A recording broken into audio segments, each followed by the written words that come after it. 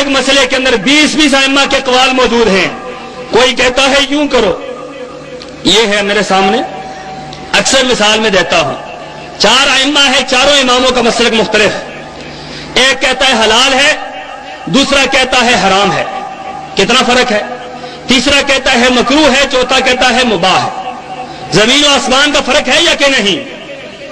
अब इनसे पूछो कि इनमें से हक कौन पर है, कहते हैं चारों हक पर है, चारों ही ठीक है।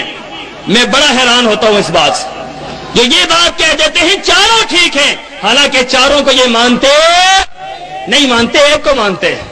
अब इसकी मिसाल ऐसे समझिए, मेरे सामने स्पीकर है, मैं कहूं ये स्पीकर है, मौलाना साहब कहें नहीं स्पीकर नहीं ये पंखा है, कोई तीसरा बंदा कहे ये पंखा नहीं तो जग है, चौथा कहे ये जग नहीं ये तो साइकिल है।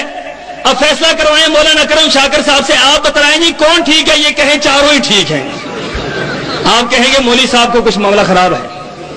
अब सोचने की बात यह है, 4 इमाम किस तरह ठीक हो सकते हैं। जमीन और आसमान का फर्क है। सिर्फ एक नमाज को उठाकर देखो, तकबीर तहरीमा से नमाज शुरू होती है और सलाम पर नमाज खत्म होती है। नमाज को उठाकर देखो, एक नमाज के मसले पर 700 जगह पर इख्तिलाफ नजर आता है। 700 जगह पर एक घर पर इख्तिलाफ मौजूद है। अम्मा तहारत में इख्तिलाफ, वजू में इख्तिलाफ, नीयत में इख्तिलाफ, सुन्नत में इख्तिलाफ, फराइज में इख्तिलाफ, वाजिबात में इख्तिलाफ, सूरह फातिहा में इख्तिलाफ, आमीन में इख्तिलाफ, रफ़अ यदैन में इख्तिलाफ, तबर्रुक में इख्तिलाफ, बैठने में इख्तिलाफ, खड़े होने में इख्तिलाफ, सारे के सारे मुख्तलिफ हैं। लेकिन जब पूछा जाए क्या है, कहते सारे हक पर है। मैं हैरान हुआ, मैं निकल खड़ा हुआ तहकीक के लिए कि तहकीक करनी चाहिए, कौन हक पर है कौन नहीं है।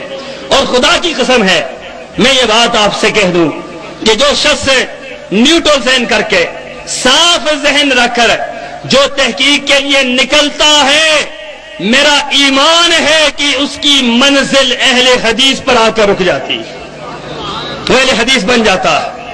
अब मैं क्या देवबंदी उलमा के पास, अपने खानदान के बड़े बड़े उलमा हैं उनके पास गया, देवबंदी उलमा के पास जाता, इधर से अहले हदीस उलमा के पास आता, उनके दलाइल लेता, इधर आता, इनके दलाइल लेता, उधर जाता। इसी दौरान हमारे एक आलिम दीन है मौलाना शफीउर रहमान फैजी, बहुत बड़े इत्तेबात के आलिम दीन, देवबंदी बत्तबा फिक्र के बहुत बड़े प्रोफेसर, उनके साथ मेरा मुनाजरा, उनके साथ मेरी गुफ्तगू शुरू हुई। मौलाना देवबंदी आलिम दीन है, मैं भी देवबंदी था, हम बैठकर हदीसें तलाश कर रहे हैं, रफ़अ यदैन की हदीसें ढूंढ रहे हैं, रफ़अ यदैन करने की हदीसें भी ढूंढ रहे हैं, न करने की हदीसें भी ढूंढ रहे हैं। हमने बुखारी उठाई, मुस्लिम उठाई, अबू दाऊद उठाई, नसाई उठाई, तिरमिजी उठाई, पूरी सिहा सित्ता उठाई। आप हैरान रहेंगे, पूरी सिहा सित्ता हमने छान मारी, रफ़अ यदैन करने की हदीसें तो मिलती है, ना करने की कोई हदीस नहीं मिलती। हैरान हो गए कि हमें अपना मसलक तो नजर ही नहीं आ रहा। रात को सो गए, कहने लगे भाई सुबह तलाश करेंगे। सुबह में उठा, मैंने देखा मौलाना सुन्नतें पढ़ रहे हैं अपने हुजरे के अंदर और साथ साथ रफ़अ यदैन कर रहे हैं। हनफी आलिम दीन रफ़अ यदैन कर रहे हैं, और खुदा की कसम है मैंने कई हनफी उलमा को देखा रफ़अ यदैन करते हो। आपने कभी आज तक अहले हदीस उलमा को बंद कमरे के अंदर ऐसे नहीं देखा होगा कि वो रफ़अ यदैन न करते हैं, क्योंकि इनको पता है रफ़अ यदैन सच है, ना करना किसी हदीस से साबित नहीं है।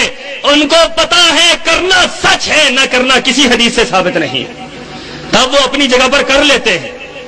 एक हनफी आलिम दीन जो मेरे उस्ताद थे, मुझे कहने लगे मैं कभी कभी रफ़अ यदैन करता हूं लेकिन अपने कमरे में करता हूं। मैंने कहा उस्ताद जी बाहर क्यों नहीं करते? कहते हैं लोगों का क्या करें, लोग बड़े परेशान करते हैं। मैंने कहा उस्ताद जी ये बात बतलाएं कि आप सूरह फातिहा इमाम के पीछे पढ़ते हैं? कहने लगे ये बात बतलाना किसी को नहीं, मैं कभी कभी सूरह फातिहा भी पढ़ लेता हूं।